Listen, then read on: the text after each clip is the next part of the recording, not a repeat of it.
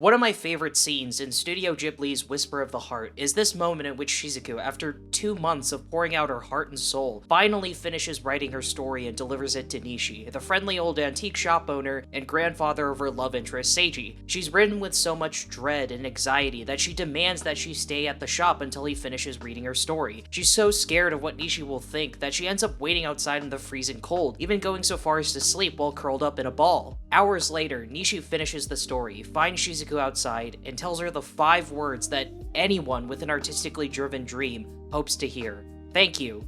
It's very good. Shizuku doesn't believe him when he says this. She tells him that he's lying, that the story she wrote is a complete piece of shit and that she knows it. She even admits that the last half of the story straight up doesn't make any sense. Shizuku demands Nishi to just be honest and tell the truth about her story, to tell her she's not good enough and that she'll never make it as a writer, that she wasted 2 months for nothing, that she should just give up and go back to being an aimless loser. But Nishi doesn't tell her any of this, because it's simply not true. He was honest when he said that he liked it. Granted, Nishi admits that her story is in a very rough state and could definitely use some work, but as he points out, that's what happens when most people take a crack at their dream for the first time.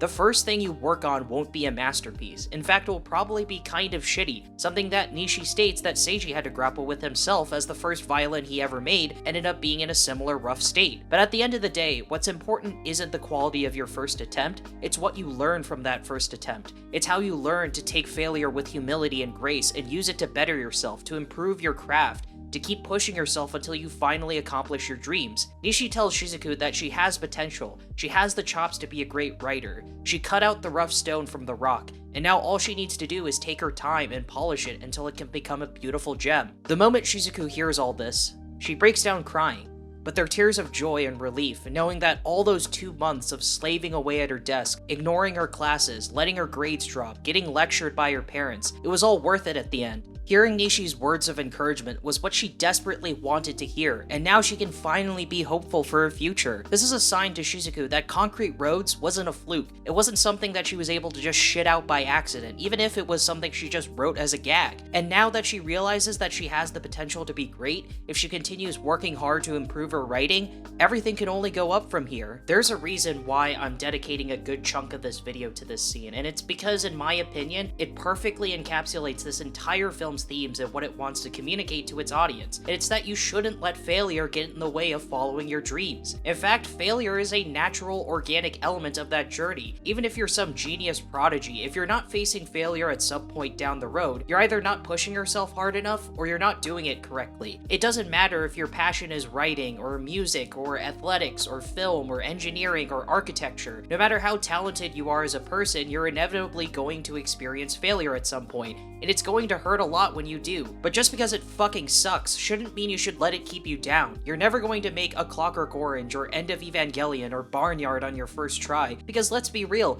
the first things we create as contributors to this world won't be very good, and this is something I can definitely attest to as a dumbass YouTube person. The first couple of videos I made on this channel were at best really shoddy and poorly produced. The audio quality was very low, the editing was rough around the edges, the scripts definitely could have been more narrowed and focused, and quite frankly, less up my own ass. I could pick apart how dog shit the first couple of videos of mine were, but at the end of the day, I'm glad I made them because they helped me evolve this channel into what it is today. Now, that's not to say my videos are perfect or anything, because God knows they're not, but I feel much more satisfied with what they are now than when I first started 2 years ago in college. And it's because, like what Nishi said to Shizuku, I kept polishing that rough stone. And this mentality isn't exclusive to my videos, as I've had to experience similar journeys in other pieces of art I'm involved in, like editorial film criticism, screenwriting, and comic book writing. If you've seen my Kiki's Delivery Service video, then a lot of what I'm saying about dreams, passion, failure, and overcoming self-doubt is something you've definitely heard me say before, and that's not by accident. I've always considered that film and Whisper of the Heart as sort of companion pieces to Ghibli films that explore similar themes but communicate them in different yet equally compelling ways that both kids and adults can understand. Kiki is the better film in my opinion, as Whisper of the Heart is by no means a perfect movie. It has flaws for sure, and the presentation is definitely more bland and generic compared to the way Miyazaki or Takahata direct their films, but this is still nonetheless filled with so many sweet, beautiful and profound moments that is up there with this company's greats. One of the things I talked about in my Kiki video is that when you make your passion your job, it'll eventually overwhelm you to the point that the thing you fell in love with no longer brings you the same level of joy it once did. And this is something that is most certainly communicated in Whisper of the Heart. As you can clearly see in the film, the 2 months that Shizuku dedicates to writing her story is very clearly making her unhappy. She's not spending as much time with her friends as she used to, her grades are dropping fast,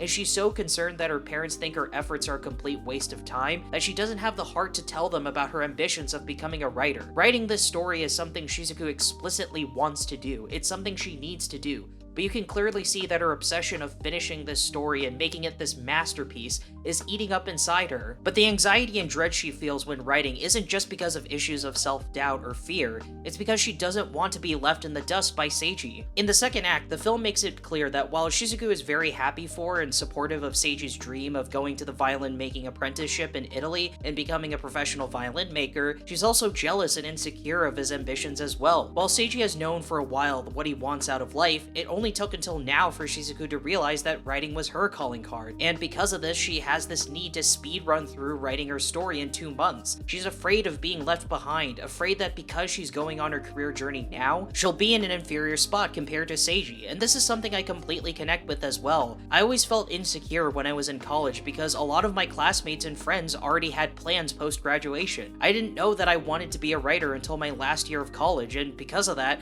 I always felt like I was starting off way too slow, that everyone is ahead of me and I had to push myself to catch up. And whenever I didn't get the results I wanted, which was like 99% of the time, I was always left frustrated and hopeless. But again, this all comes back to what Nishi told Shizuku at that key scene. You've shown me the rough stone you've just cut out of the rock. You've worked hard. You're wonderful. There's no need to rush now. Take your time and polish it.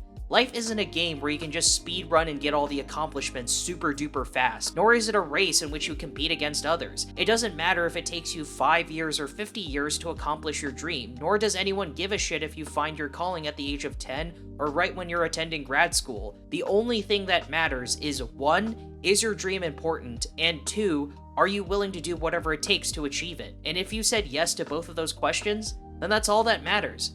Life is unfortunately a shitty thing that requires patience to get through, and there's never a guarantee that your moment to shine will be right around the corner. But if you put in the work and have the talent to get what you want, then it will come. Whisper of the Heart is a movie that seemingly means a lot to people, as I'm certainly not the first person to make a video about the film, nor am I really saying a lot of things that haven't already been said. But at the end of the day, I'm fine with that because I'm really making this video for myself more than anything. Because I need to hear this message just as much as you probably need to hear this as well. And while I don't think the film is quite this masterpiece that a lot of my contemporaries will claim that it is still something special that I will always treasure. The emotions that I felt when I first watched this back in high school haven't changed in this rewatch. If anything, they became much more complex and impactful, and that's certainly a good thing. The highs are high in Whisper of the Heart, and hopefully by the time I revisit this movie again in the future, I'll be in a much happier, much more content position, where my dreams are a reality, where I can finally feel confident in my abilities as a writer. But until then,